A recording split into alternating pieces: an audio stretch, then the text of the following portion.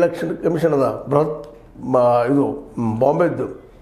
ಆ ಇಲೆಕ್ಷನ್ದಲ್ಲೇ ಇವರಿಬ್ಬರು ಒಂದಾದ್ರೆ ಮುಂಬೈಯನ್ನು ನಾವು ಹೊಡ್ಕೋಬೋದು, ಮುಂಬೈ ಅವ್ರ ನಮಗೆ ಸಿಗ್ಬೋದು ಅನ್ನುವಂಥ ತರ್ಕನೂ ಅವ್ರಿಗೆ ಅದ. ಮತ್ತು ಶಕ್ತಿ ಆಗ್ತಾರೆ ಅವ್ರು, ರಾಜ್ ಠಾಕ್ರೆ ಮತ್ತು ಬಾಳಾಸಾಹೇಬ್ ಠಾಕ್ರೆ ಅವರು. ಇದರಲ್ಲಿ ಎರಡು ಮಾತೇ ಇಲ್ಲ. ಹೊಂದಾಣಿಕೆ ಆಯ್ತಪ್ಪ ಅಂತಂದ್ರೆ ಹೆಚ್ಚು ಹೊಂದಾಣಿಕೆ ಆದರೆ ಒಂದು ಇಬ್ಬರು ಕೂಡಿದ್ದು 37-40% ವೋಟ್ಗಳು ಇವುಗಳೇ ಆಗೋ ಸಾಧ್ಯತೆಗಳಿದ್ದಾವೆ. ಅದನ್ನೆಲ್ಲ ಲೆಕ್ಕ ಹಾಕ್ಕೊಂಡು ವಿಚಾರ ಮಾಡಿದ್ದಾರೆ. ಬಟ್ ಇದು ಎಷ್ಟರ ಮಟ್ಟಿಗೆ ಇದು ಯಶಸ್ವಿ ಆಗ್ತದೆ ಎಲ್ಲ ಕಡೆ ಹೇಳೋದು ಅಷ್ಟು ಪ್ರಶ್ನೆ ಅಲ್ಲದು. ಯಾಕಂದ್ರೆ ಈಗಾಗಲೇ ಒಬ್ಬನೊಬ್ಬರು ಟೀಕೆ ಮಾಡೋದು ಎಲ್ಲ ಇತಿಹಾಸದಲ್ಲಿ ನಡೆದು ಬಿಟ್ಟಿದ್ದಾವೆ.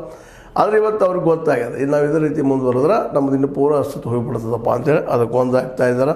ಅದಕ್ಕೆ ಕಾರಣ ಏನಪ್ಪ ಅಂತಂದ್ರೆ ತ್ರಿಭಾಷಾ ಸೂತ್ರ ತಪ್ಪ, ಮರಾಠಿ ಇಂಗ್ಲೀಷ್ ಎರಡೂ ಸಾಕಪ್ಪ, ನಮ್ಮ ಹಿಂದಿ ಬೇಡ ಅನ್ನೋಂಗದ ಅವ್ರ ಮಾತು. ಈಗಾಗಲೇ ನಮ್ಮ ತಮಿಳ್ನಾಡು ಆಯ್ತು, ಕರ್ನಾಟಕ ಆಯ್ತು, ಇವರೆಲ್ಲ ದ್ವಿಭಾಷಾ ನೀತಿಗೆ ಬೆನ್ನು ಹತ್ತಿದ್ದಾರೆ.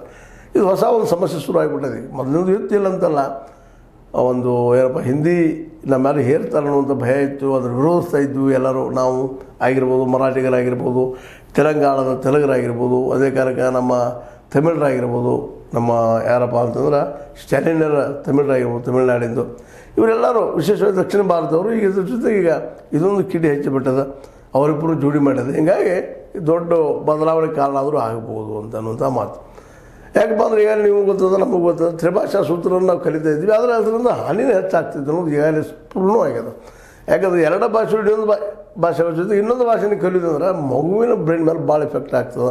ಅದಕ್ಕೆ ಎರಡು ಭಾಷೆಗಳು ಅಂದರೆ ಒಂದು ಮಾತೃಭಾಷೆ ಕರ್ನಾಟಕದ ಕನ್ನಡ, ಮಹಾರಾಷ್ಟ್ರದ ಮರಾಠಿ, ತೆಲುಗು ಇವೆಲ್ಲ ಮಾಡಿದ್ರೆ ಈ ತ್ರಿಭಾಷಾ ಸೂತ್ರ ಏನಪ್ಪ ಅಂದ್ರೆ ನಮ್ಮ